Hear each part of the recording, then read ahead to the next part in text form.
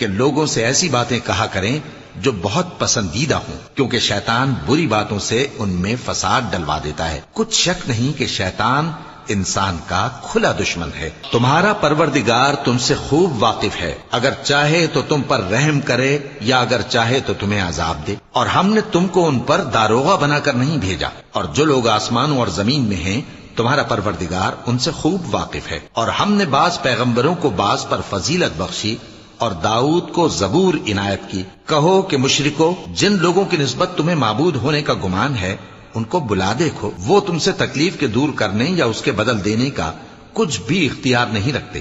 یہ لوگ جن کو اللہ کے سوا پکارتے ہیں وہ خود اپنے پروردگار کے ہاں ذریعہ تقرب تلاش کرتے رہتے ہیں کہ کون ان میں اللہ کا زیادہ مقرب ہوتا ہے، اور اس کی رحمت کے امیدوار رہتے ہیں اور اس کے عذاب سے خوف رکھتے ہیں۔ بے شک تمہارے پروردگار کا عذاب ڈرنے کی